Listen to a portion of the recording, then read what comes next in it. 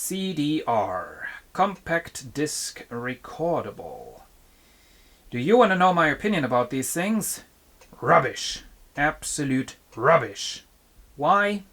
They are unreliable, as I'm going to prove in this video. Definitely not for storing music. Definitely not. What you're looking at is a pile of CDRs that I recorded over the years. Most of these contain music that I got from friends. We just put them onto my computer. And since I didn't want to have music on my computer back in those days, I put them on CDRs so that I could delete the files off of the computer. So this is basically a bit of a music archive.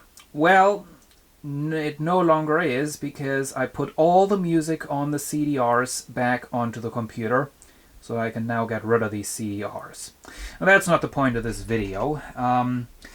I did come across a couple of CDRs that had, well, let's say the performance of those CDRs left some things to be desired.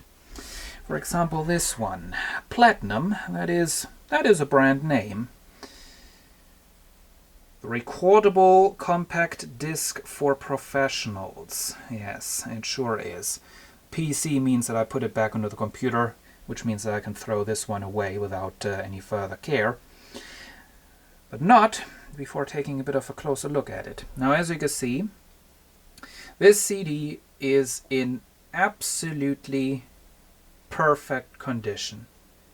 No scratches, no nothing. Should be able to see that quite well.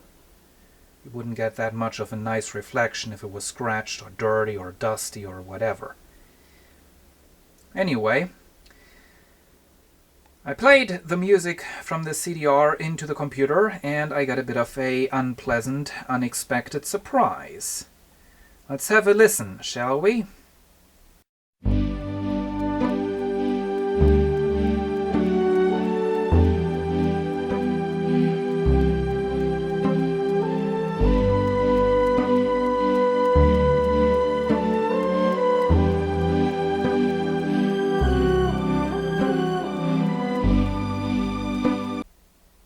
Well, I guess you'll all agree that didn't sound very good. Well, this is not the only one I came across. Let's go ahead and get out another one. There it is. This is out of the CD collection of my father. Now, my father went ahead and put stickers onto the CDRs to make them look neat, which I don't think is a very good idea because, well, that might be part of the problem that this CDR has. And as you can see also with this one, it's perfect. No scratches, no dust, no fingerprints, no nothing. This is absolutely perfect. Well, it looks absolutely perfect. Let's go ahead and have a listen.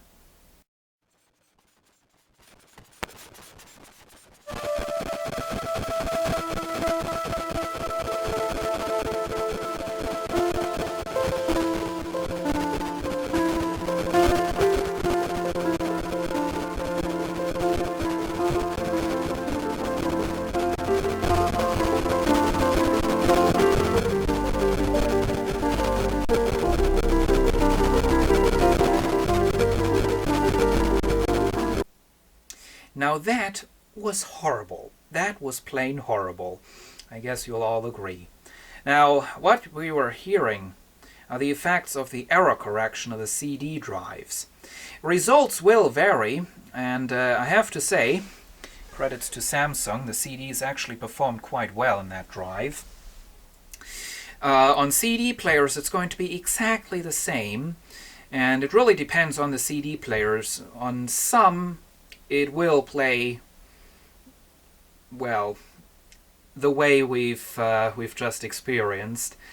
On other CD players which I've tried, they just won't play at all. Like, they will play, but all you're getting is garbage, like digital noise. And that's all. So, yeah. These CDs, these CDRs are not old.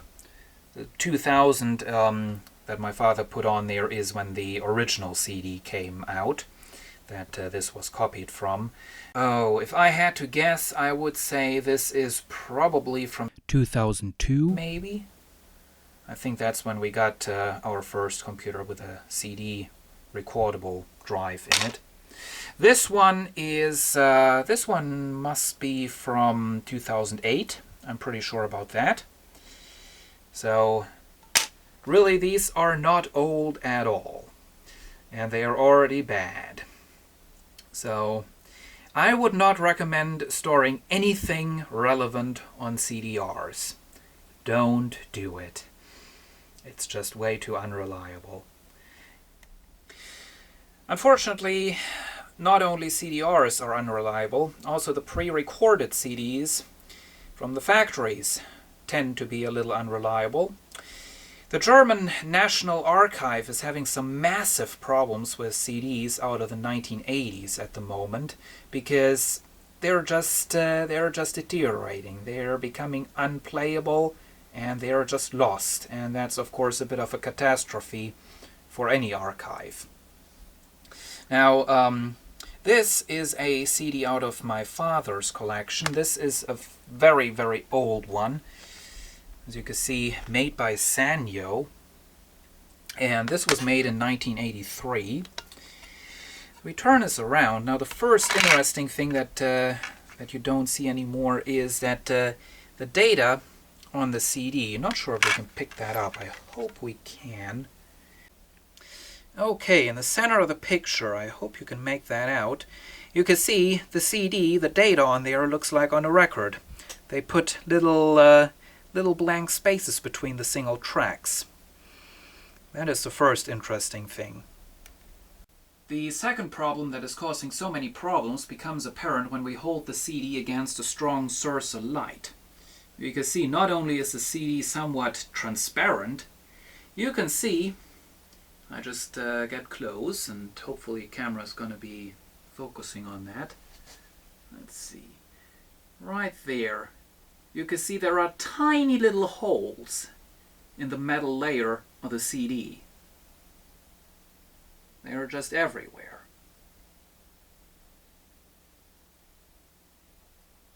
Just, you can see it quite well right there. That's not dust. Those are holes in the aluminum or whatever, the metal layer of the CD. And that's why I like the old classic records so much more than compact discs. If you treat your records well, they will last forever. This one right there proves it pretty well. My grandfather bought this when he was living in the United States of America in the 1920s. It is a bit scratched and a bit dirty, but it'll still play. Brunswick. That's some classic stuff. Brunswick Penatropes and Penatrope with radiola. Of course, that was when radio was something brand new technology. Thank you for watching.